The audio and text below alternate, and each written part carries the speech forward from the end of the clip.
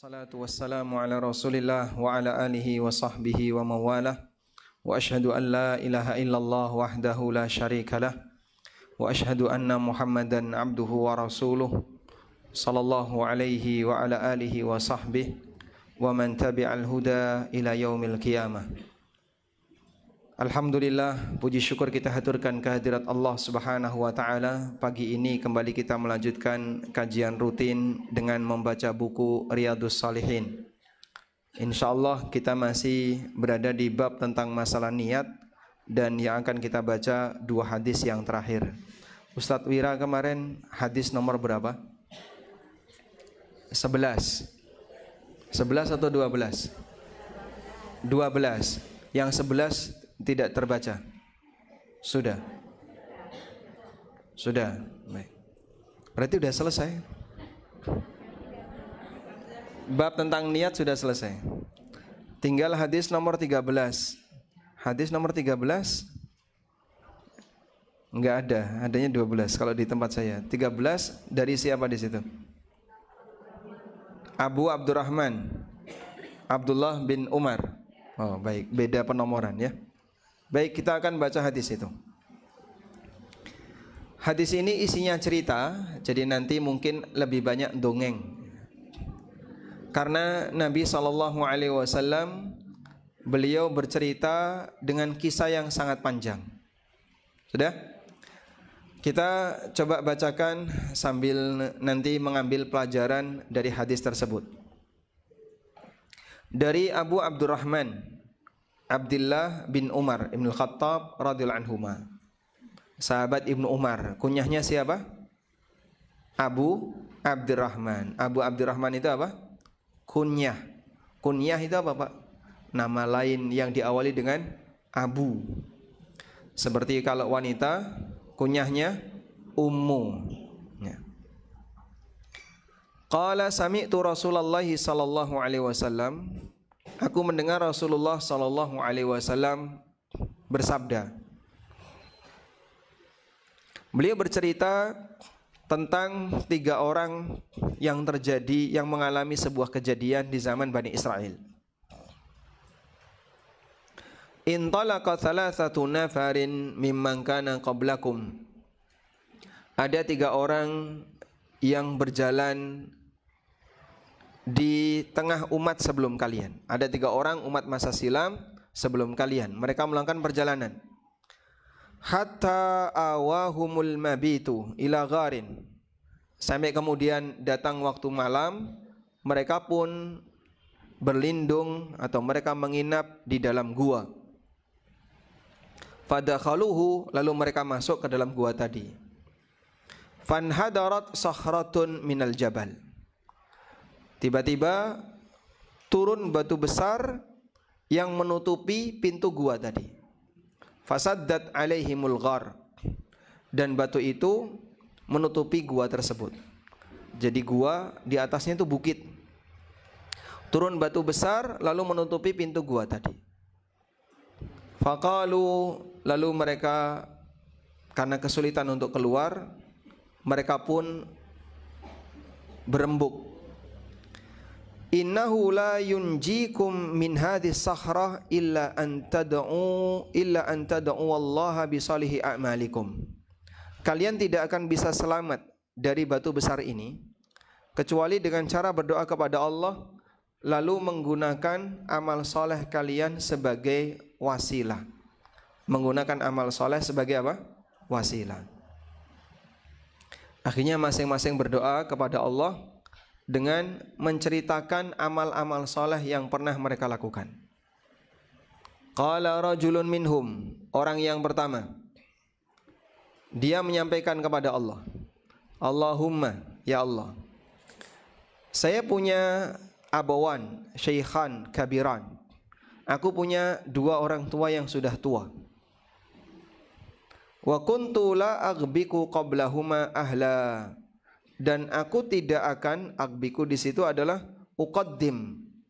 Aku tidak akan mendahulukan siapapun, baik keluarga maupun siapapun, untuk minum susu sebelum mereka berdua. Jadi anak ini punya kebiasaan memerah susu kambing, kemudian susu tadi diberikan kepada kedua orang tuanya dulu, baru setelah itu diberikan kepada istri dan anak-anaknya. Fana abi talaba syajari yauman. Nah, suatu ketika aku harus mencari rumput untuk kambing-kambingku, tapi terlalu jauh. Falam arih alaihi ma hatta nama. Sehingga ketika aku balik, kedua orang tuaku sudah tidur. Masya Allah, berarti itu ketika balik sudah gelap. Orang ini ketika balik nyari rumput, suasana sudah gelap. Sampai akhirnya orang tuanya sudah tidur. Fahalabtu lahuma ghabuqahuma ala fawajadtuhuma naimain. Lalu aku memerah susu untuk keduanya. Ternyata ketika saya mendekat ke orang tua, menemui orang tua, mereka sudah dalam keadaan tidur. Fakarihtu an uqidhahuma wa an aqbiqa qablahuma ahlan aw mala.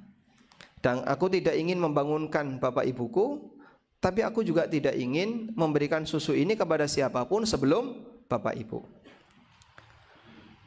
Falabathtu wal qadahu ala yadi antadhiru istiqadhahuma hatta bariqal fajru. Maka aku pegangi susu tadi sambil menunggu kedua orang tuaku bangun sampai terbit fajar. Insyaallah. Berarti kira-kira megangi susu dari jam berapa itu? Mungkin dari jam 8 sampai subuh. Berapa jam?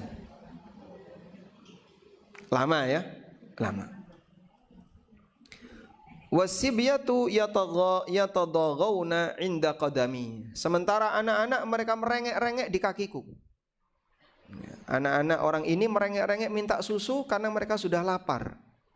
Narik-narik kaki bapaknya. Fastaiqadha fasyariba ghabuqahuma. Lalu sampai akhirnya mereka bangun, lalu mereka minum dengan air susu yang sudah aku sediakan. Nah, berarti kelebihan anak ini apa? Sangat berbakti kepada orang tuanya. Sampai dia punya prinsip mendahulukan orang tua sebelum istri dan anaknya. Makanya kira-kira kalau suami Anda, Masya Allah, jangan dilanjutkan. Saya sudah tahu Pak Ustadz pasti ngetes ini. Akhirnya kedua orang tua saya minum sebelum yang lain. Lalu orang ini mengatakan, Allahumma in kuntu fa'altu dzalika ibtigha'a wajhika. Ya Allah, jika aku lakukan ini dalam rangka untuk mengharapkan wajahmu, fafarrij anna ma nahnu fihi min hadhis sahra. Maka bukakanlah untuk kami batu besar ini sehingga kami bisa keluar darinya. Fanfarajat syai'an. Tiba-tiba batu tadi bergeser. Bergeser sedikit. La yastati'unal khuruja minhu. Tapi mereka belum mampu untuk keluar. Batunya bergeser tapi terlalu sedikit sehingga mereka belum bisa untuk keluar. Baik, ini orang pertama. Sekarang kita beralih ke orang yang kedua. Qala al-akhar, orang yang kedua menceritakan, Allahumma innahu kanat li ibnatu ammin. Ya Allah, saya punya sepupu seorang perempuan. Kanat ahabban nasi ilayya. Kuntu uhibbuha ka ashaddi ma yuhibbur rijalun nisa. Dan wanita ini adalah orang yang sangat aku cintai, sebagaimana umumnya seorang lelaki mencintai wanita. Jadi pengen sekali untuk menikahi si sepupu ini. Fa'aradtuha ala nafsiha, maka aku sudah menawarkan diri untuk menikahinya. Famtana'at minni, tapi dia tidak mau. Hatta alammat biha sanatun minas sinin. Sampai kemudian orang tuanya mengalami kemiskinan, paceklik yang sangat parah. Faja'atni, tiba-tiba wanita tadi datang minta tolong kepadaku. Kemarin ngelamar ditolak, tiba-tiba datang minta tolong. Fa'ataituha ishrina wa mi'ata dinaron. maka aku berikan kepada wanita ini uang senilai 120 dinar. Ya, karena dia menaruh jatuh cinta kepada wanita tadi, maka dia kasih duit yang sangat banyak. Berapa 120 dinar itu? Berarti berapa kira-kira? 120 kali 4/4 itu berapa? 120 dinar itu kan kali 4,25 gram emas. Berapa itu? 500 lebih ya, 500 sekian gram emas, dikasih setengah kilo emas. Wanita tadi ketika minta bantuan langsung dikasih setengah kilogram emas. Kita lanjutkan. Dia saya kasih setengah kilogram emas ala an tukhalli baini wa baina nafsiha, dengan syarat mau tidur bareng aku. Fa fa'alat, akhirnya dia pun bersedia. Hatta idza qadartu 'alaiha wa fi riwayatin falamma qa'adtu baina rijlaiha. Ketika dia sudah siap untuk diajak hubungan badan, sampai di sini diungkapkan, aku sudah duduk di antara dua kakinya. Qalat, tiba-tiba wanita ini mengatakan, ittaqillah wa la tafuddal khatam illa bihaqqi. Wahai fulan, bertakwalah kepada Allah dan jangan kau rusak cincin perawanku kecuali dengan hak. Fansaraftu anha, begitu ada pesan seperti ini, si lelaki tadi langsung meninggalkan wanita tersebut karena ketakutan. Wa hiya ahabbun nasi ilayya, padahal dia adalah wanita yang paling aku cintai. Wa taraktu dzahab alladzi a'taituha, aku tinggalkan dia dan aku tidak nagih emasnya. Allahumma, ya Allah, in kuntu fa'altu dzalika ibtigha'a wajhik, jika aku lakukan ini dalam rangka untuk mengharapkan wajahmu, fafruj anna ma nahnu fihi, maka bebaskan aku dari kondisi ini. Fanfarajat as-sahra, lalu batunya bergeser sedikit. Ghaira annahum la yastati'una al-khuruja minha, tapi mereka belum bisa keluar. Giliran orang yang ketiga. Wa qala tsalits, bercerita orang yang ketiga. Allahumma istajartu ujara, ya Allah, aku dulu mempekerjakan beberapa orang. Wa a'taituhum ajrahum, dan aku sudah memberikan upah kepada mereka masing-masing. Ghaira rajulin wahid, kecuali satu orang. Tarakal ladzi lahu wa dhahaba, dia sudah bekerja tapi tiba-tiba dia pergi sebelum saya bayar. Kemudian gaji ini dirawat oleh si majikan yang sangat amanah ini. Fathammartu ajrahu, maka aku investasikan upahnya tadi. Hatta kasurat minhul amwal, sampai jadi harta yang sangat banyak. Diinvestasikan dengan cara apa? Dibelikan kambing. Lalu kambing tadi dirawat, beranak pinak, jadi harta yang sangat banyak. Faja'ani ba'da hinin, hingga satu waktu tertentu dia datang. Faqala, lalu dia nagih, ya Abdullah, addi ilayya ajri, wahai Abdullah, mana upah saya, mana gaji saya, bayar. Fakultu, maka aku sampaikan kepada dia, kau lihat itu, lihat apa? Ada lembah itu, isinya ada kambing, sapi, onta. Minal ibil wal bakar wal ghanam wal raqiq, bahkan termasuk budak-budak yang nungguin. Ada budak di situ yang nungguin, yang mengembala. Itu hasil dari pengembangan duitmu. Yatruku faqala ya Abdullah la tastahzi'u bi, wahai fulan, kamu jangan guyon. Faqultu la astahzi'u bika, aku serius. Fa akhadahu kullah, diambil semuanya. Diambil oleh si karyawan ini, dia ngambil semuanya. Fastaqahu falam yatruk minhu syai'a, dia bawa semuanya dan tidak meninggalkan seekor pun untuk aku. Masya Allah. Ini kan luar biasa ya. Kerja untuk orang lain begitu sukses dan berhasil, diambil semuanya oleh pasangan bisnis, tapi dia tidak dikasih sepeser pun.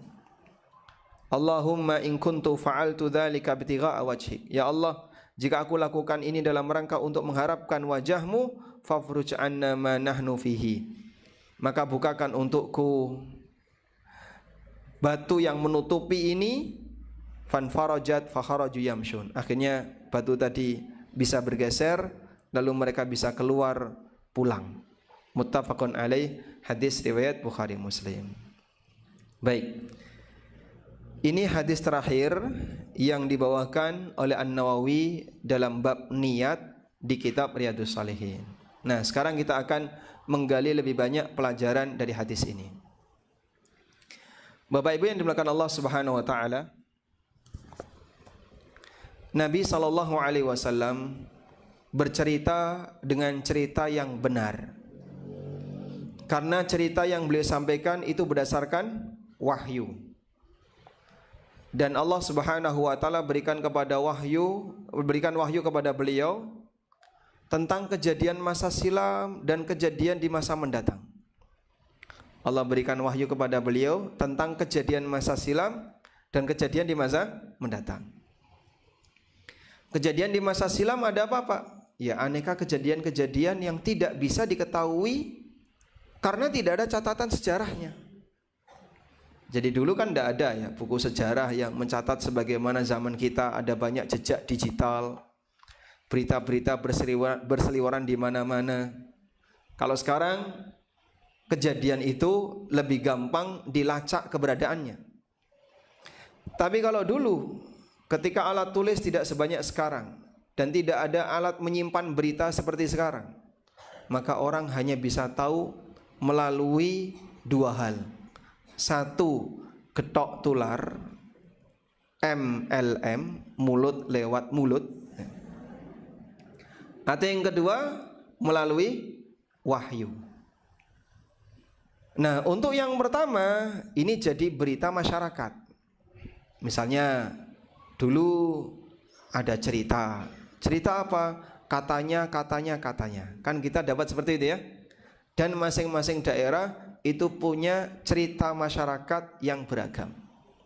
Di Indonesia banyak sekali cerita rakyat. Contohnya apa misalnya? Contoh cerita rakyat di Indonesia apa? Malin Kundang. Itu benar atau tidak? Wallahu a'lam.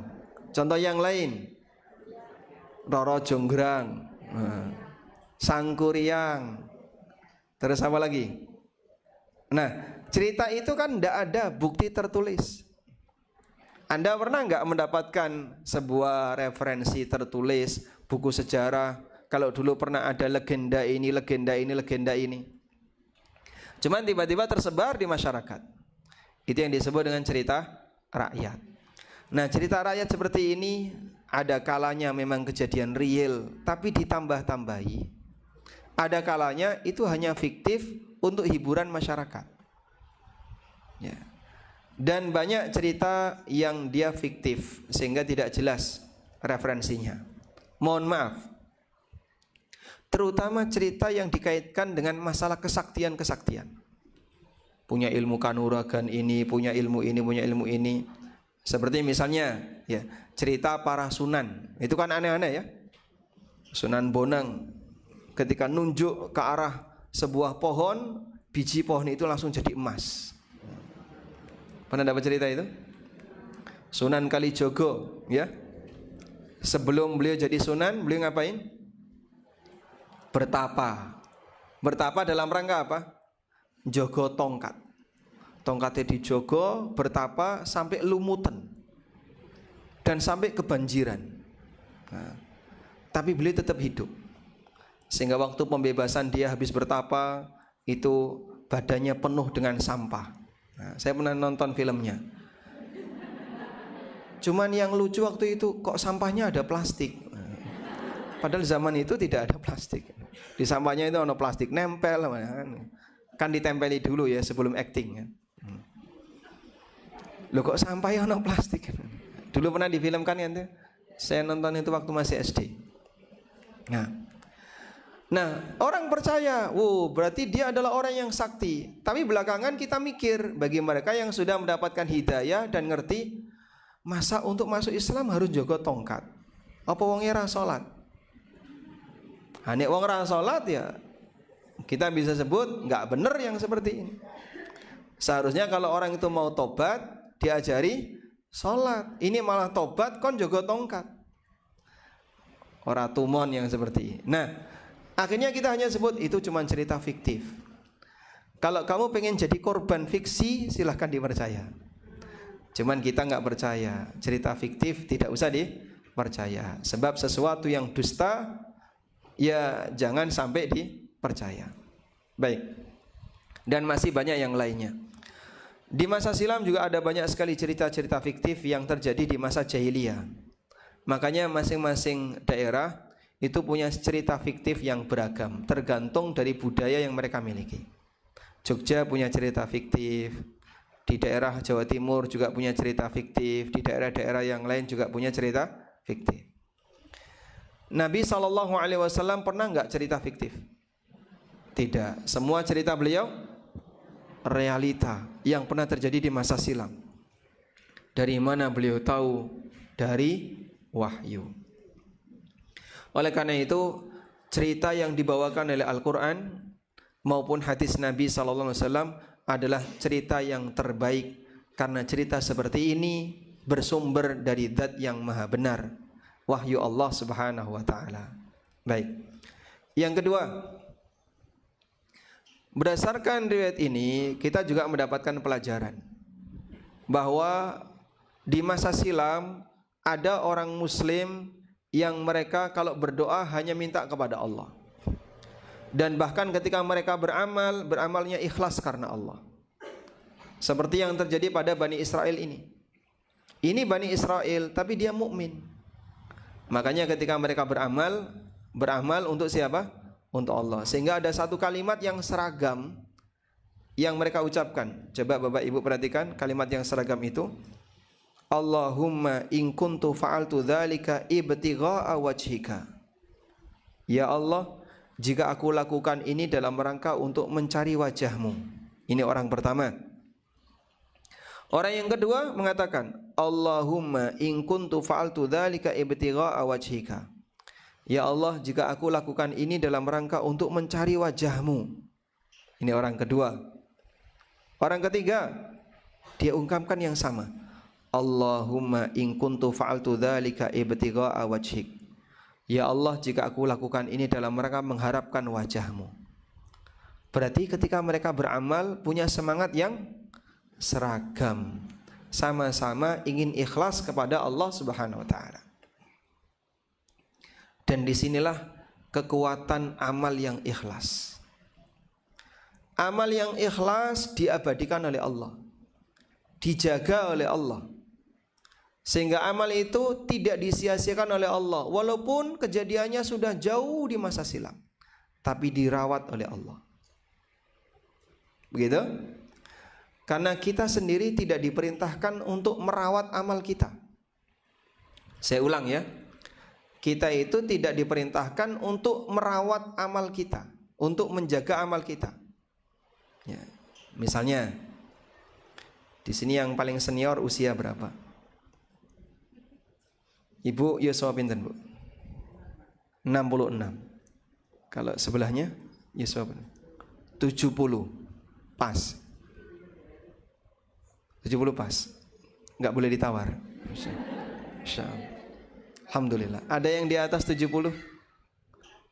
Berapa? 71. Ada yang 71,5? Baik. Masing-masing diberi oleh Allah dengan usia sekian puluh tahun, sekian puluh tahun. Sudah? Yang usianya 60-an, 70-an, atau 50-an dan seterusnya. Pernah enggak kita diperintahkan, coba kamu tulis amal yang kamu kerjakan 20 tahun ke belakang. Coba diingat-ingat, amal yang sudah ibu kerjakan 20 tahun ke belakang, tulis. Kira-kira jadi berapa lembar? Kira-kira jadi berapa lembar? Gimana? Banyak sekali atau banyak yang lupa? Kenyataannya banyak yang lupa. Ngapain saja ya saya dulu ya. Tanggal 1 Januari tahun 2005 misalnya kan, dimulai dari 2005. Arab nulis opo Pak, selali kabeh. Masya Allah, kita sudah lupa segala perbuatan yang kita lakukan di masa silam. Terus kira-kira Pak, kalau misalnya kita diperintahkan oleh Allah, buat laporan pertanggungjawaban untuk amalmu selama 20 tahun ke belakang, nanti kalau amal taat kamu dikasih pahala, nek gak lapor dan gak dikasih. Kira-kira gimana? Banyak yang hilang. Banyak yang hilang. Sehingga bagian dari kemurahan Allah, Allah perintahkan hambanya untuk bekerja, untuk beramal, dan Allah yang menjamin amal itu tidak akan sia-sia. Bukan Anda sendiri yang nyateti, tapi sudah ada malaikat yang nyatet. Dan catatan malaikat itu tidak pernah salah, tidak ada yang kececer, dan tidak ada yang hilang. Kadang misalnya kita saja ya berhadapan dengan laporan sebuah perusahaan. Anda sebagai apa misalnya? Sebagai bendahara perusahaan, tolong buat laporan keuangan selama 1 tahun. Padahal belum pernah dipersiapkan. Memang ada bukti-bukti transaksi, kwitansi, nota dan seterusnya. Disuruh buat laporan, nyusun kayak gitu selama 1 tahun. Pusing nggak? Pusing tidak? Pusing gitu. Wah, gimana caranya Pak ya? Pusing saya sebanyak ini Pak. Numpuk setebel ini 1 tahun. Andaikan amal kita sendiri disuruh nyateti. Setiap kamu beramal silakan catat sendiri amalmu, nanti dilaporkan. Mungkin banyak yang kececer dan banyak yang hilang. Banyak yang kececer dan banyak yang hilang. Namun Allah Subhanahu wa taala tidak pernah memerintahkan hambanya untuk ngitung amalnya sendiri ketika di dunia, tapi Allah yang ngitung. Oleh karena itulah, pada saat amal hamba itu ikhlas lillahi ta'ala, dia beramal untuk Allah, dijaga oleh Allah Ta'ala, walaupun bisa jadi pelakunya sudah lupa. Maka Anda sendiri ketika diminta untuk nulis amal kita sendiri, banyak yang lupa. Baik, kita bersyukur kepada Allah atas hal ini. Nah, selanjutnya, dalam cerita yang diberikan oleh Nabi SAW, di situ pada intinya adalah bahwasanya seseorang bisa tawassul dengan apa? Tawassul dengan amal soleh. Tawassul dengan amal soleh. Hakikat dari tawassul dengan amal soleh itu apa sih Pak? Cerita amal soleh sebelum berdoa. Cerita amal soleh sebelum berdoa. Walaupun Allah Maha Tahu. Sehingga begini, kita kalau cerita amal kita kepada orang lain itu riya, sum'ah, bisa menyebabkan amalnya hilang. Tak kandani. Ana apa? Itu loh, ada suguhan makanan, monggo dipun rahabi kula poso. Nggih. Kalimat pertama bagus. Kalimat yang kedua bermuatan kepentingan. Dia ingin menginfo kalau dia sedang puasa. Jika dia sampaikan itu tujuannya dalam rangka untuk tadi pamer amal, hilang pahalanya. Loh, saya pernah seperti itu. Ketika ada among tamu, dia berada di depan, mempersilahkan setiap orang yang datang, monggo, ini kau teng wingking, makanannya ada di belakang, silahkan. Saya puasa. Aku ratakon. Tapi dia cerita, saya puasa. Nah, cerita amal kita kepada sesama manusia bisa menyebabkan amal kita hilang nilai. Yang kedua, cerita amal kepada Allah. Jadi menceritakan amal Kalau kepada makhluk namanya apa? Sum'ah. Kalau riya itu pamer ya, ditampak-tampakkan. Misalnya baru mulai sekolah haji, wah ditampakkan gimana penampilan Bu Haja. Bawa apa? Kain ihram. Duh, Bu Haja kok nggawa kain ihram? Oh ini wae bapake. Kula gawa wanane bekas haji, masyaallah. Nah kalau itu apa? Riya. Ada sum'ah, riya intinya pamer. Ini bisa menyebabkan pahala amal hilang. Yang kedua, ada menceritakan amal kepada Allah. Walaupun Allah Maha tahu, Anda tidak cerita pun Allah tahu. Namun boleh seseorang menceritakan amalnya kepada Allah. Saat orang menceritakan amalnya kepada Allah, lalu diiringi dengan berdoa, menceritakan amalnya kepada Allah untuk berdoa. Nah, yang seperti ini namanya tawassul. Dan ini boleh. Misalnya, jenengan pengen minta biar anaknya sukses. Anak saya mau tes CPNS, biar lulus. Anak saya mau tes ujian kenaikan sekolah atau kelulusan sekolah. Nah, biasanya kan wong tuane ngerewangin apa? Wis tak pasani, tak solati, awakmu wis tak ewangi ibadah. Ada nggak kayak gitu? Orang tuanya ikut tirakat untuk kesuksesan anaknya. Dan kita sarankan jangan lakukan yang kayak gini. Berarti dia beramal untuk tujuan dunia. Lalu orang tuanya berdoa kepada Allah, ya Allah, aku sudah rajin berpuasa sunnah, aku bersedekah sekian, aku pernah ini, pernah ini, pernah ini. Jika seluruh amalku ini aku lakukan ikhlas karenamu ya Allah, berikan keberhasilan untuk anakku ketika ujian.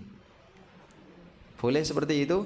Boleh. Maka yang Anda lakukan dalam hal ini sama dengan bertawasul dengan amal saleh. Sudah? Oleh karena itulah, agar amal soleh bisa dijadikan sebagai amal untuk tawasul, rahasiakan sebisa mungkin. Ojo sampai ono sing ngerti. Sehingga amal itu kita simpan dalam-dalam, jangan sampai ada satupun orang yang tahu. Kita mungkin punya hasrat untuk menceritakan, aku pengen cerita, jane nggih pengen cerita. Dorongan untuk bercerita besar. Karena orang kan ingin mendapatkan pengakuan. Gimana? Biar disebut sebagai orang soleh, orang dermawan, orang yang baik, rajin ibadah. Pengen dapat pengakuan, dapat pujian. Cuman untuk bisa mendapatkan pengakuan harus ada prestasi. Tapi prestasinya rahasia. Nggak ada satupun orang yang tahu. Tadi malam saya tahajud 2 juz misalnya. Jus jambu dan jus jeruk. Jadi kalau ngombe ngoten ya. Sehingga dia mungkin sudah punya amal A, amal B, tapi nggak ada satupun orang yang tahu. Pengen cerita untuk mendapatkan pengakuan, prestasi itu tidak diketahui oleh orang lain. Nah, kalau Anda sabar untuk mengatasi dorongan hawa nafsu yang pengen nyari pamer tadi, sabar-sabar tadi ditahan sampai akhirnya Allah Subhanahu wa taala memberikan kamu ujian. Lalu kita berdoa kepada Allah, ya Allah, aku pernah melakukan seperti ini. Dan aku rahasiakan dari siapapun. Sampai anakku pun tidak tahu, suami saya enggak tahu, istri saya enggak tahu. Jika aku lakukan ini ikhlas karenamu ya Allah, kabulkanlah doaku. Itulah tawasul dengan amalnya. Dan masing-masing kalau bisa punya amal rahasia. Semoga itu bisa kita jadikan sebagai andalan ketika kita berdoa kepada Allah. Ya, boleh dicatat ya. Miliki amal rahasia.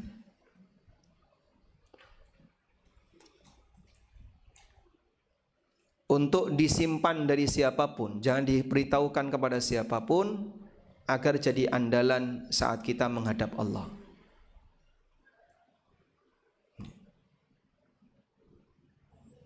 Dan mungkin yang lain tidak perlu untuk kepo. bertanya-tanya, kamu kalau malam tahajudnya berapa rakaat? Udahlah nggak usah tanya kayak gitu. Ya, saya pengen tahu. Udah nggak usah tanya. Kalau pengen tahu tak kasih nomor rekening saja. Selanjutnya tentang masalah tawassul. Tawassul. Apa sih makna tawassul? Tawassul itu artinya ibtighaul wasilah. Ibtigha al-wasilah, mencari wasilah. Mencari, tawasul artinya apa?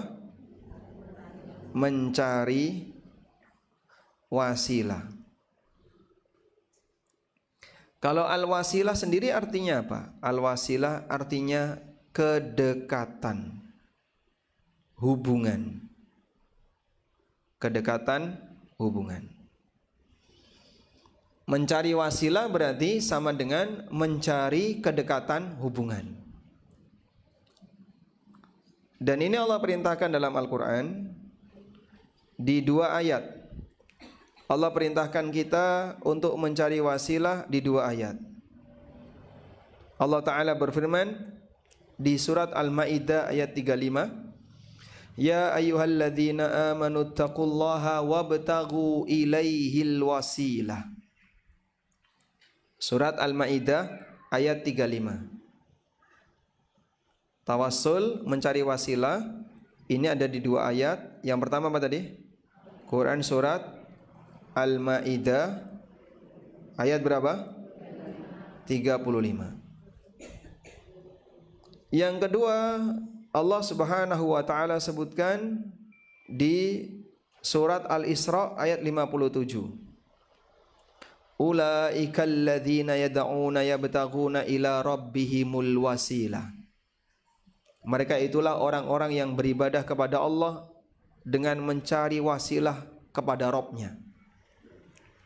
Al-Isra, Quran surat Al-Isra ayat berapa? 57. Di sini di 2 ayat ini ada perintah atau anjuran untuk apa?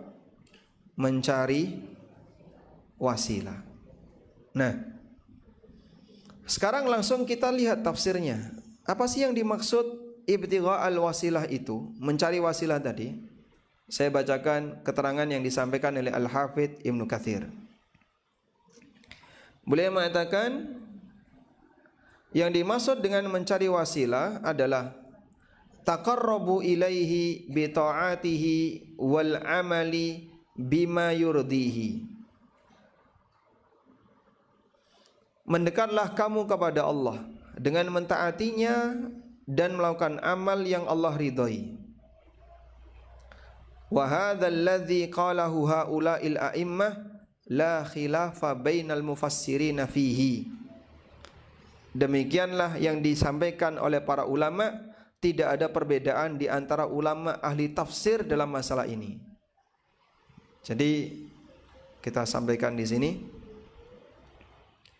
makna wasilah adalah kedekatan dalam bentuk taat dan ibadah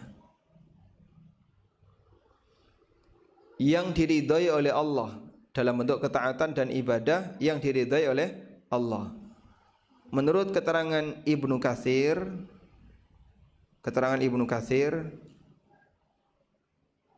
beliau menyebutkan apa? Ijma' ulama tafsir. Ijma' ulama tafsir. Jadi ulama tafsir sepakat makna wasilah di sini adalah mendekat kepada Allah dengan ibadah dan ketaatan yang diridhai oleh Allah. Paham maksudnya?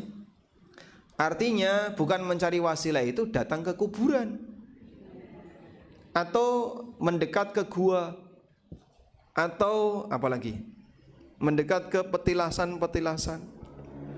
Ini dulu petilasan Kanjeng Sinten, ini pesolatan Kanjeng Sinten, ini pesolatan, Masya Allah. Dan sekarang banyak sekali orang yang jadi korban kuburan palsu. Mungkin kan beritanya sudah viral ya. Barangkali sebagian di antara Bapak Ibu sudah pernah mendapatkan berita seperti itu. Karena kemarin sempat ada sebagian oknum yang mereka serampangan nyari kuburan, kuburan-kuburan yang nggak dikenal, nggak ada namanya, nggak ada apa. Udah, kemudian divonis ini kuburan Habib A, Habib B, Habib C, banyak sekali. Nah dulu waktu dia masih pamornya tenar, rame. Akhirnya menciptakan perekonomian di masyarakat. Maksudnya banyak pendatang, parkir, dapat penghasilan, terus infak masuk kuburan, bagi hasil. Dengan yang tadi menemukannya. Akhirnya mereka buat kuburan-kuburan palsu. Dulu rame, sekarang sepi. Begitu pamornya turun, kemarin saya dapat cerita dari teman-teman, dulu kuburan ini rame sekali. Begitu orangnya sudah nggak diakui oleh masyarakat, sepi. Lah yang kemarin itu apa salah keyakinan? Kok sampai berdoa-berdoa di situ, minta-minta ini, minta ini, apa nggak dipikir dulu kalau ini ternyata kuburan palsu? Subhanallah. Ini karena kesalahpahaman bahwa mereka memahami nyari wasilah di situ adalah datang ke kuburan, sehingga menjadikan kuburan sebagai wasilah. Ini salah. Loh kan Quran memerintahkan kita nyari wasilah. Iya, kita sepakat, kita nyari wasilah. Tapi caranya bukan kayak gitu. Lalu apa makna nyari wasilah itu? Lihat tafsir Ibnu Katsir. Ibnu Katsir mengatakan tadi ya, ulama sepakat bahwa makna mencari wasilah di situ adalah bi ta'atihi wal amali bima yurdihi, dengan mentaati Allah dan melakukan amal yang Allah ridhoi. Qalahu haula'il a'immah la khilafa bainal mufassirin fihi. Demikian yang dikatakan oleh para ulama dan tidak ada perbedaan pendapat di kalangan mereka. Jadi kalau kamu menafsirkan carilah wasilah dengan datang ke kuburan, itu tafsir baru, nggak pernah dikenal oleh para ahli tafsir. Sebab kuburan itu bukan tempat untuk ibadah. Lebih mustajab mana, doa di kuburan atau doa di masjid? Lebih mustajab mana? Masjid. Akhirnya kuburannya jadi masjid. Sehingga di kuburan nisan-nisan banyak dijadikan ruangan untuk sholat. Wah, ini malah salah kaprah. Karena Nabi SAW melarang bangun masjid di mana? Di kuburan. Allah Subhanahu wa taala melaknat Yahudi dan Nasrani, alladzina ittakhadhu qubur anbiya'ihim masajida. Ittakhadhu qubur anbiya'ihim masajida. Nah ini ada sebuah hadis bunyinya berikut ini. Qala Rasulullah sallallahu alaihi wasallam fi maradihi alladhi lam yakun minhu. Rasulullah sallallahu alaihi wasallam pernah bersabda di saat beliau sakit di mana beliau sudah tidak bisa bangun. La'anallahu al-yahuda wan nasara. Allah melaknat Yahudi dan Nasrani. Ittakhadhu qubur anbiya'ihim masajid, di mana mereka telah menjadikan kuburan para nabi mereka sebagai masjid. Qalat, kata Aisyah, falaula dzaka ubriza qabruhu. Andaikan bukan karena alasan ini, maka kuburan Nabi sallallahu alaihi wasallam ditaruh di luar rumah Aisyah. Tapi karena ada alasan ini, dikhawatirkan nanti kuburan Nabi sallallahu alaihi wasallam dijadikan masjid, maka kuburan beliau ditaruh di rumah Aisyah untuk dijaga oleh Aisyah dan keluarganya Abu Bakar. Enggak sembarangan orang boleh masuk. Dulu Husain atau Hasan ya, Hasan itu kan meninggal di Madinah. Hasan itu siapa? Cucu Nabi SAW. Hasan bin Ali ketika beliau meninggal itu diusulkan dimakamkan di samping makam Rasulullah SAW. Jadi makam Nabi sallallahu alaihi wasallam, kemudian ada makam siapa? Abu Bakar, ada makam Umar. Jejer 3 makam. Sudah pernah nonton posisinya? Makam Nabi sallallahu alaihi wasallam paling kiri, makam Abu Bakar agak mundur dikit, makam Umar agak mundur dikit. Hasan bin Ali pingin dimakamkan di situ untuk membersamai kakek beliau. Tapi karena ini ada di zaman Daulah Umayyah, mereka nggak setuju. Kerajaan nggak setuju. Yang waktu itu dipimpin oleh Daulah Bani Umayyah. Kami nggak setuju kalau Hasan dimakamkan di situ karena Utsman yang meninggal tidak dimakamkan di situ. Akhirnya nggak jadi, daripada nanti ribut. Sehingga sampai sekarang dipertahankan hanya ada 3 orang yang dimakamkan di makam itu. Rasulullah SAW, Abu Bakar dan Umar. Baik. Kita kembali ke sini. Jadi menjadikan kuburan sebagai masjid itu larangan besar. Sampai Nabi SAW melaknat Yahudi dan Nasrani yang melakukan praktek seperti ini. Lanjut. Sehingga mencari wasilah di sini bukan maknanya adalah mencari kuburan sebagai tempat ibadah. Tapi mencari wasilah maksudnya apa? Lakukanlah ibadah dan ketaatan agar kamu makin dekat dengan Allah. Selanjutnya, macam-macam wasilah.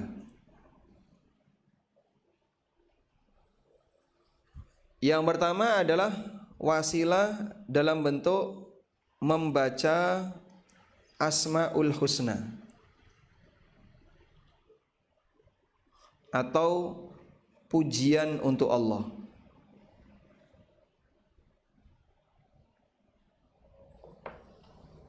Jadi sebelum berdoa kita banyak memuji Allah. Dengan cara apa? Dengan cara menyebut nama-nama Allah, dan semua nama Allah itu berisi pujian. Allah ajarkan ini dalam Al-Quran, walillahil asma'ul husna fad'uhu biha. Walillahil asma'ul husna fad'uhu biha. Allah memiliki asma'ul husna fad'uhu biha, maka berdoalah kamu dengan membaca asma'ul husna itu. Misalnya Pak, jenengan pengen apa? Saya pengen kaya. Maka silakan minta kepada Allah dengan menyebut nama Ya Razzaq, Ya Karim, wahai Zat yang maha pemberi rizki, wahai Zat yang maha mulia, berikanlah aku kekayaan. Atau kita minta kepada Allah Ta'ala, wahai Zat yang maha kaya, yang memiliki dunia berikut seluruh isinya, langit dan seluruh isinya, berikanlah kekayaan kepadaku. Boleh seperti itu? Boleh? Boleh. Dia berdoa minta kaya. Ada yang berdoa, ya Allah, aku mohon kepadamu, datangkanlah uang kepadaku bersama para wanita. Celing, jadi tukang sayur. Uang datang, dikerubungi ibu-ibu. Ini salah doa atau gimana? Nah. Baik. Sehingga jamaah yang dimuliakan Allah, di sini ada tawasul yang bentuknya dengan cara membaca Asmaul Husna. Makanya sebelum berdoa kita dianjurkan untuk banyak memuji Allah. Nah, ada satu kalimat yang dipuji oleh Nabi SAW sampai beliau mengatakan, siapa yang membaca kalimat ini doanya akan dikabulkan. Bagaimana itu kalimatnya? Anda bisa hafalkan ya. Saya bacakan sekali saja, harus hafal.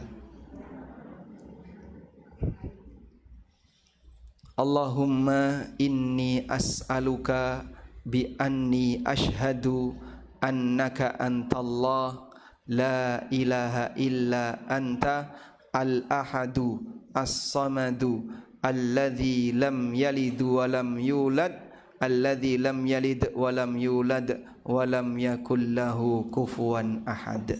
Terus berdoa. Hafal insyaallah. Ya. Diulang.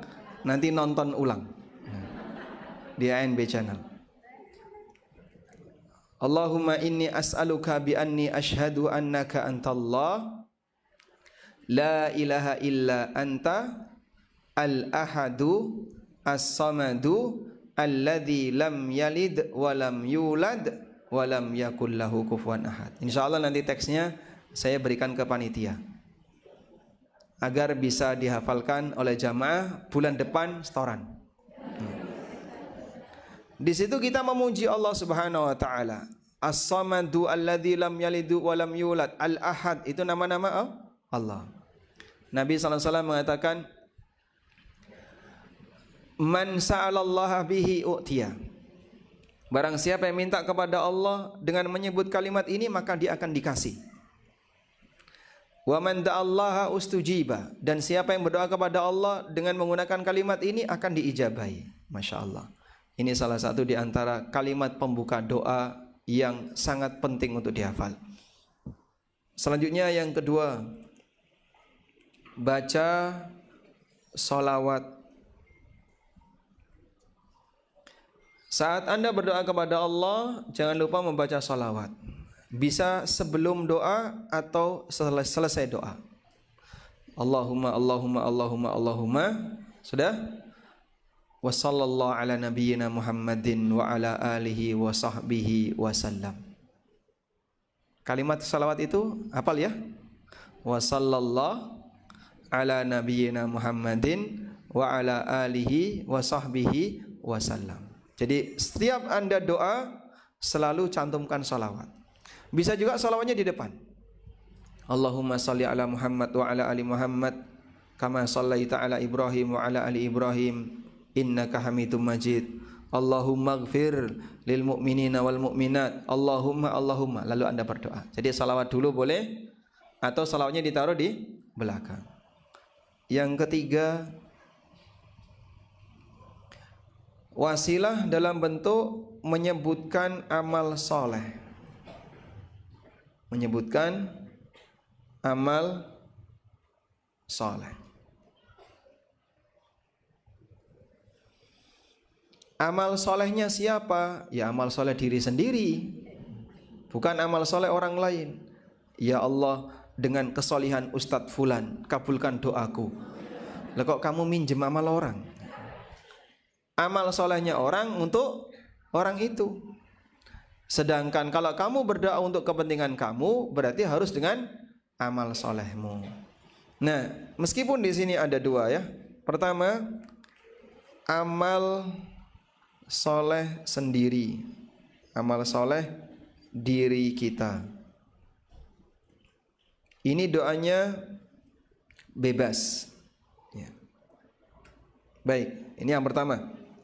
Atau yang kedua, amal soleh orang lain untuk kebaikan orang itu. Amal soleh orang lain untuk kebaikan orang itu. Misalnya, kita berdoa dengan menyebut amal soleh orang tua untuk kebaikan orang tua. Ya Allah, ampunilah orang tuaku. Beliau yang dulu bekerja keras, memberi nafkah kepadaku. Beliau yang ini, yang ini. Kita sebutkan amal soleh orang tua kita, tapi untuk kebaikan orang tua. Dan ini diajarkan dalam Al-Quran, warhamhuma kama rabbayani saghira. Jadi kalimat warhamhuma, rahmatilah keduanya, kama rabbayani saghira, rahmatilah keduanya sebagaimana mereka berdua dulu telah merawatku di waktu kecil. Sehingga kita menyebutkan kebaikan siapa ini?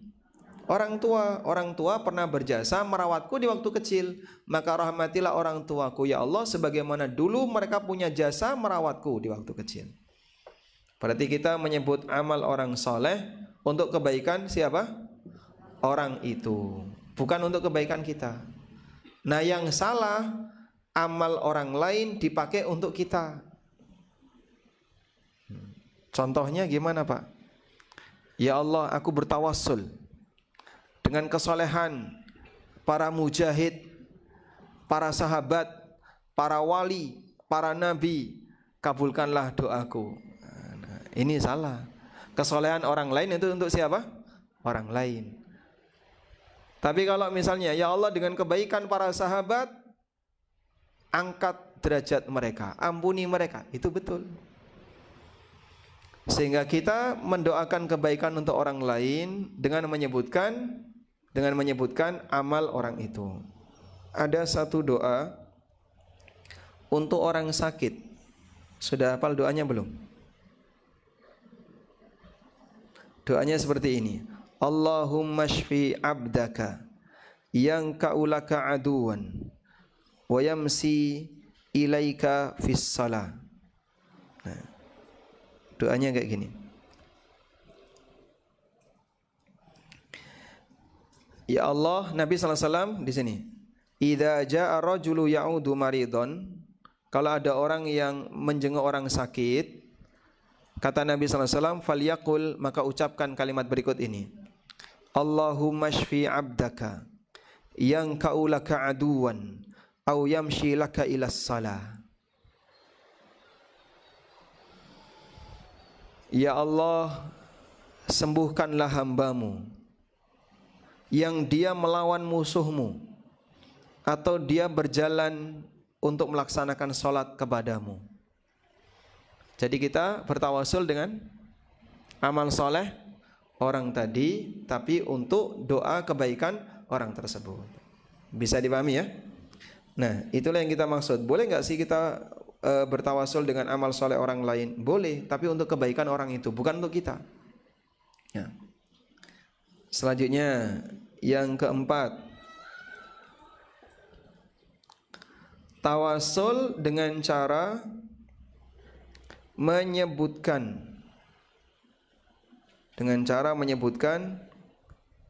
perbuatan Allah.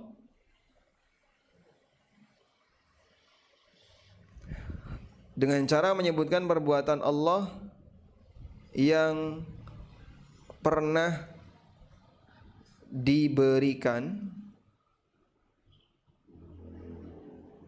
kepada yang lain. Tawasul dengan cara menyebutkan perbuatan Allah yang pernah diberikan kepada yang lain. Ya Allah, wahai Zat yang telah menyelamatkan Nabi Yunus dari perut ikan, yang menyelamatkan Bani Israel dari kejaran Fir'aun, yang menyelamatkan Nabi Ibrahim dari kobaran api, selamatkanlah aku dari utang. Boleh doa kayak gitu? Boleh. Jadi ada banyak hal yang mengancam-mengancam, lalu kita minta kepada Allah, sebagaimana Engkau menyelamatkan fulan dari A, fulan dari A. Itu yang disebut dengan tawasul dengan perbuatan Allah. Nah, ini kita lakukan kapan?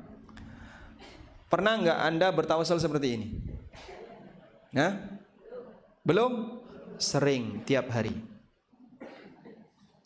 Jadi Bapak Ibu bertawasul seperti ini sering. Di mana Pak? Ya, Anda membaca kalimat ini.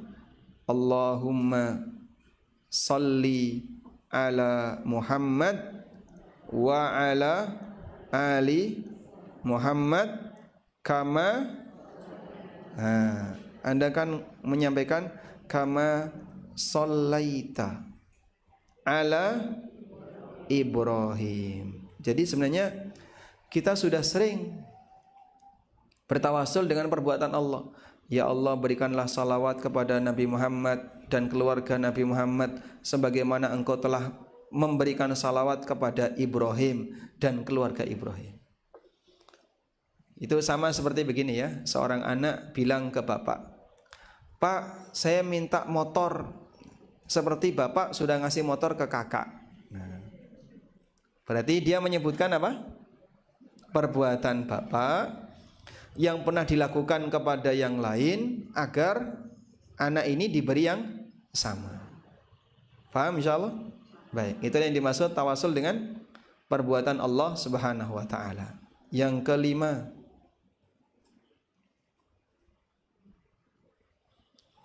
Yang kelima adalah tawassul dengan minta didoakan oleh orang soleh yang masih hidup, oleh orang soleh dan masih hidup, ya, agar mendoakan kebaikan untuknya. Ya, jadi misalnya Anda ketemu orang tua dan orang tua Anda orang soleh, nggih nyuwun pangestune Bapak, nyuwun dongane mugi-mugi anake cepat masuk surga.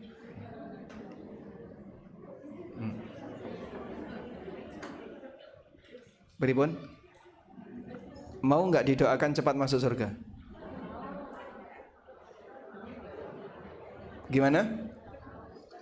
Mau. Berarti gimana? Nah ya, meninggal dulu. Semoga cepat masuk surga. Kok gak diaminkan? Itu tidak sama dengan wah ini dongakno cepat mati. Semua manusia menjalani hisab dalam waktu yang lama. Ada orang yang masuk surga lebih cepat sesuai dengan yang Allah kehendaki. Baik. Nah, minta didoakan oleh orang soleh yang masih hidup seperti ini terjadi di masa Nabi SAW. Para sahabat datang kepada beliau, ya Allah ya Rasulullah doakan, minta didoakan.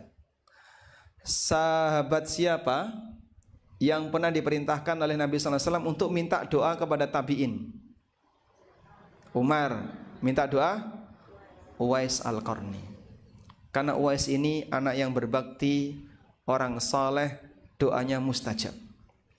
Sampai Umar diperintahkan oleh Nabi SAW, kalau nanti kamu ketemu Uwais, minta agar dia memohonkan ampun untukmu.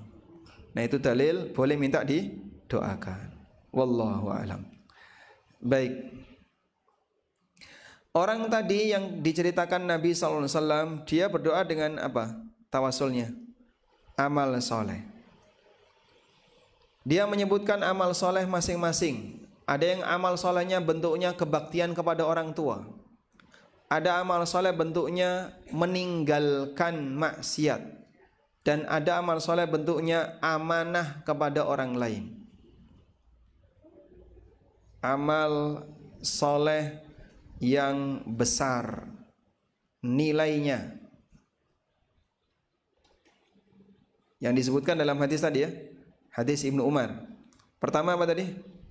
Bakti kepada orang tua. Mungkin kebaktian orang ini tidak bisa kita tiru. Masya Allah, luar biasa dia. Bawa susu, segelas susu ditahan dari mulai isya, habis isya sampai subuh. Enggak tidur berarti itu, enggak tidur. Kalau tidur kan jatuh, sehingga dia pegangi terus dari mulai isya sampai subuh. Ini beratnya berapa ini kira-kira? Ada setengah kilo?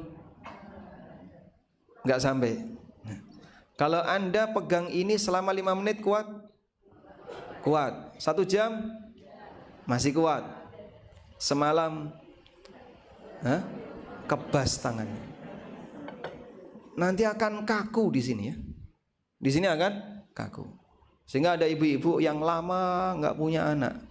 Tiba-tiba dia gendong anak tetangganya. Begitu anaknya dilepas, langsung baune kaku. Nggih. Karena jarang dilatih untuk ngangkat seperti itu. Baik. Yang kedua apa? Menjauhi maksiat. Menjauhi maksiat di depan mata karena Allah.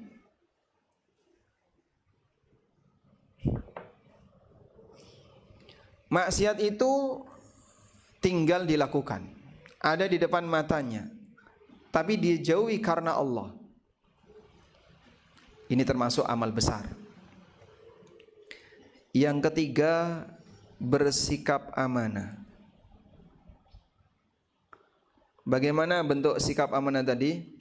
Menjaga hak orang lain sebisa mungkin. Jadi dia nggak mengambil sepeser pun. Bahkan ketika dikembangkan jadi banyak, diambil semua oleh pemilik modal, dia nggak dapat sepeser pun. Karena sikap amanahnya. Karena ini berat, maka jadi amal yang berat. Nah, misalnya bendahara majelis taklim bawa uang arisan dari jamaah, berapa itu? 10 juta. Aku butuh utang nih. Maju mundur, boleh nggak ya dipakai? Butuh utang. Godaan setan, mumpung rano saya ngerti. Toh arisannya masih lama, nanti bedole masih lama, udah pakai aja dulu, pakai aja. Itu godaan hawa nafsunya. Tapi ketika dia sabar dan bertahan, tidak menggunakan dana itu, semoga termasuk di antara sikap amanah. Nah, 1, 2, 3 ini yang berat yang mana? Yang paling berat yang mana? 1, 2, 3 yang paling berat yang mana? Berat semua. Berat semua. Sehingga bisa membuat batu tadi bergeser. Sebenarnya berat dan ringannya itu tergantung ukuran masing-masing orang. Ada sebagian orang dia kuat di nomor 1, tapi nih diuji nomor 2, belum tentu. Dia mungkin kuat nomor 2, tapi kalau diuji nomor 3 belum tentu. Jadi masing-masing orang punya kondisi yang beragam. Dan terkadang Allah menguji kita di titik kelemahan kita. Allah menguji kita di titik kelemahan kita. Misalnya ada ibu-ibu rajin tahajud, tapi sama suaminya berani. Misal ya, baik. Yang penting aku rajin tahajud, bojoku jarang tahajud. Kok dikongkan-kongkon ya aku ora gelem. Nah, seperti ini jadinya gimana? Dia mungkin berhasil melakukan ketaatan pribadi, tapi gagal jadi istri yang soleha. Andaikan dia tidak menikah, sukses itu. Karena dia rajin tahajud. Ya, begitu cerai, hilang tahajudnya. Maka mungkin dia berhasil di satu sisi, tapi gagal di sisi yang lain. Ada jamaah yang dia hobi umroh terus. Tapi dia gagal ketika berinteraksi dengan tetangga. Jadi nggak disenangi tonggone, tur dia juga suka bikin masalah dengan tonggone. Kalau ngomong, kalau nggak nyelekut, isinya cuma suka menyakiti hati orang lain. Maka mungkin dia sukses dari sisi ibadah pribadi, tapi gagal dari sisi yang lain. Oleh karena itu tolong jaga baik-baik ya, bahwasanya ibadah itu beragam. Anda tidak boleh hanya mementingkan salah satu. Sebab tidak ada jaminan ibadah itu diterima oleh Allah. Di sini ada hal yang wajib, di sini ada hal yang wajib, ada hal yang wajib. Ikuti kewajiban masing-masing. Seorang ustadz misalnya tampil di muka umum, masya Allah, seperti orang soleh. Begitu pulang ke rumahnya, masya Allah, wallahu a'lam. Ada yang mungkin dolim sama keluarganya. Ada yang ternyata dia tidak amanah ketika memegang harta orang. Dia berhasil dari sisi ibadah belajar dan mengajar, tapi dia gagal dari sisi ibadah yang lain. Baik, demikian, semoga yang kita bahas ini bermanfaat. Wassallallahu ala nabiyyina Muhammadin wa ala alihi wa sahbihi wasallam. Wa akhiru da'wana anilhamdulillahi rabbil alamin. Ada pertanyaan? Tidak ada, walhamdulillah. Ibu-ibu ada yang bertanya? Maaf, kita kunci duluan. Di bawah satu lagi. Dalam yang nomor pertama, Bu. Oh, itu ya baju ungu.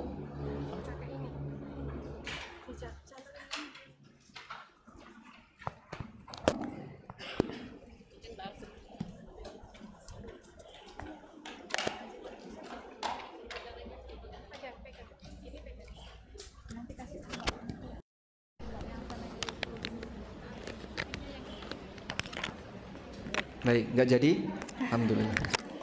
Bismillahirrahmanirrahim. Ustadz, Afwan sebelumnya karena saya bertanya di luar topik, tapi saya mau tahu hukumnya.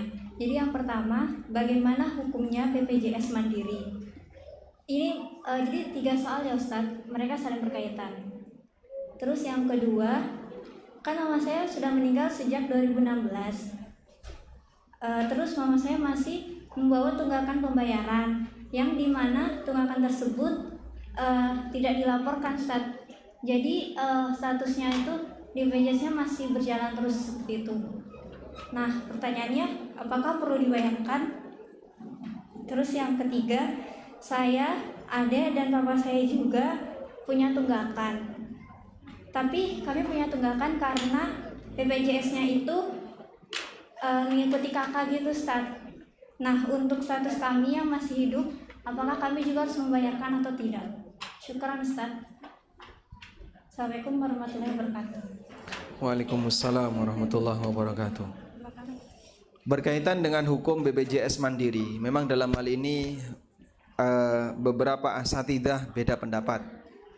Ada yang mengatakan boleh dan ada yang mengatakan dilarang. Dan wallahu alam, secara pribadi saya cenderung mengatakan BPJS Mandiri, BPJS Kesehatan. Karena BPJS kan ada 2 ya, tenaga kerja dan kesehatan.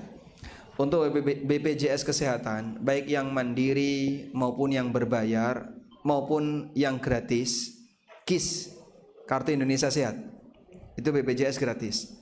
Insya Allah semuanya boleh. Dan selanjutnya berkaitan dengan kewajiban tadi, Anda menyebutkan orang yang sudah meninggal sejak 2016 tapi tidak dilaporkan. Akibatnya Anda berkewajiban untuk menyelesaikan, untuk nyicil terus. Apakah wajib untuk dibayar? Yang kami sarankan adalah silahkan laporkan apa adanya. Termasuk diantaranya adalah bukti surat kematian dari pihak RT atau lembaga terkait. Kemudian nanti Anda sampaikan ke BPJS. Berikutnya ketika ditagih, Anda tidak punya kewajiban untuk membayarnya, karena sebenarnya yang bersangkutan sudah tidak ada. Wallahu a'lam. Begitu? Baik, cukup insyaallah. Nah. Assalamualaikum warahmatullahi wabarakatuh. Waalaikumsalam warahmatullahi wabarakatuh. Izin bertanya Ustadz, tapi Afan ini di luar tema ya Ustadz. Saya ingin bertanya, saya kemarin dimintain tolong teman untuk tukar uang Ustadz. Tukar uang. Jadi ada teman ingin tukar uang di kantor suami. Terus sama suami ditalangin dulu pakai uang suami. Nah setelah itu, setelah ada uang recehnya, teman saya itu datang ke rumah mengganti dengan uang yang mau ditukar. Terus saya dikasih buah Ustadz. Nah hukum buahnya itu gimana ya Ustadz? Dia utang rupiah ya? Iya, tukarnya tukar uang rupiah. Rupiah dengan rupiah, utang ya. Rupiah, terus ditalangi oleh suami Anda dengan rupiah. Iya. Lalu saat orang ini datang mengganti talangan tadi, dia ngasih buah. Insya Allah boleh dimakan, karena buahnya halal. Riba atau bukan? Bukan riba. Kenapa Pak kok bukan riba? Sebab tidak ada kesepakatan di awal. Hadiah yang diberikan oleh orang yang melunasi utang, selama tidak ada kesepakatan di awal dan tidak ada permintaan dari pihak yang memberi utang, maka hadiah itu tidak termasuk riba, boleh dimiliki. Wallahu a'lam. Satu lagi Ustaz. Terus untuk selanjutnya, karena teman ini ingin tukarnya dalam jumlah banyak, tapi suami tidak punya uang untuk tukaran kebutuhan, apakah diperbolehkan jika teman saya ini transfer dulu ke rekening admin kantor, terus uangnya dibawakan sore harinya nanti ketika suami pulang, apakah itu diperbolehkan? Itu rupiah semua atau mata uang asing? Rupiah semua. Berarti bukan tukar ya, utang piutang. Jadi misalnya di kantor ada saldo 100 juta, utangnya 150, maksudnya gitu? Bukan Ustaz. Jadi uang teman saya ini ratusan, mau ditukar receh. Ditukar receh. Terus?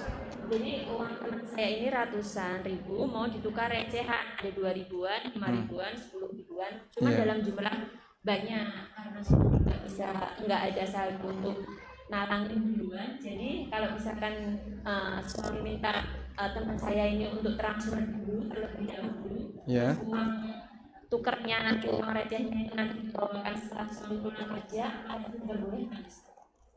Oh baik, paham. Nah, baik, jika demikian berarti yang dilakukan begini, ada 2 tahap ya. Jadi akad tukar menukar uang dengan uang itu syaratnya harus apa? Harus tunai dari tangan ke tangan. Jadi kalaupun yang satunya transfer, yang satunya harus diserahkan dalam waktu bersamaan.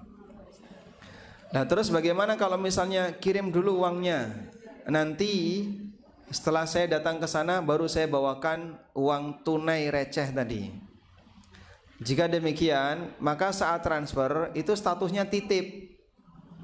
Uang tadi diakadkan dengan akad apa?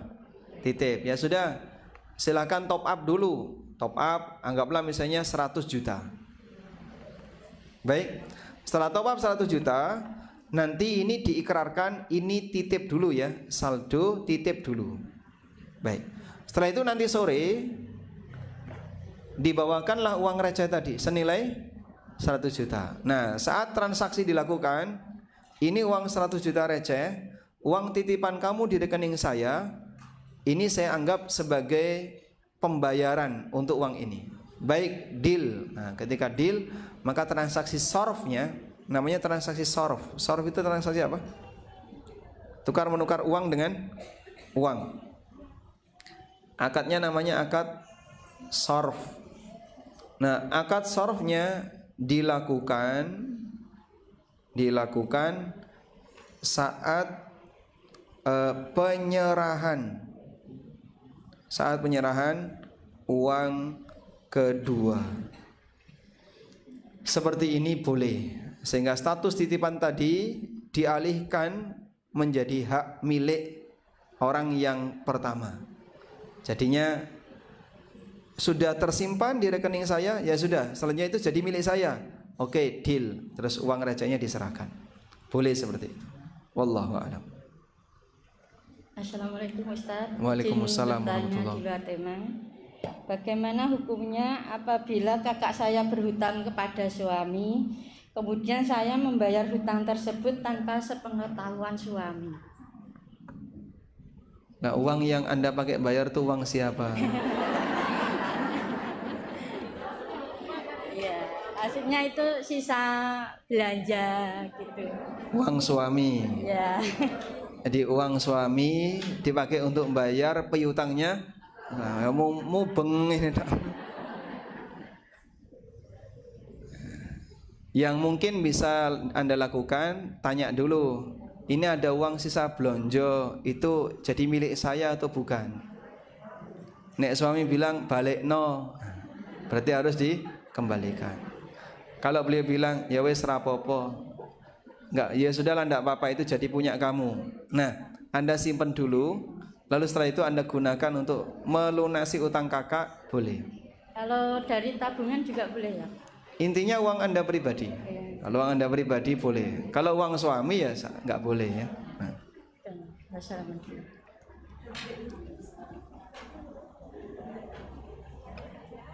Pun cekap? Sepertinya sudah, Tat. Tanya. Waalaikumsalam warahmatullahi wabarakatuh. Maaf. Saya tanya Ibu.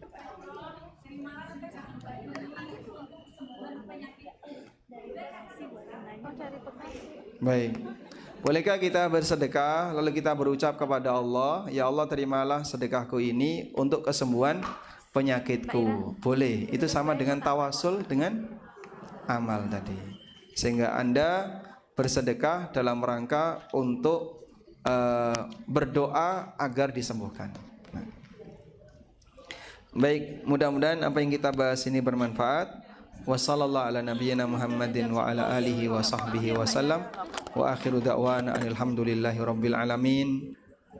Allahumma anfa'na bima 'allamtana wa 'allimna ma yanfa'una warzuqna ilma. Allahumma inna nas'alukal huda wat tuqa wal afafa wal ghina. Rabbana atina fid dunya hasanah wa fil akhirati hasanah wa qina adzabannar. Wa sallallahu ala nabiyyina Muhammadin wa ala alihi wa sahbihi wasallam. Wa akhiru da'wana alhamdulillahi rabbil alamin. Wassalamu alaikum warahmatullahi wabarakatuh.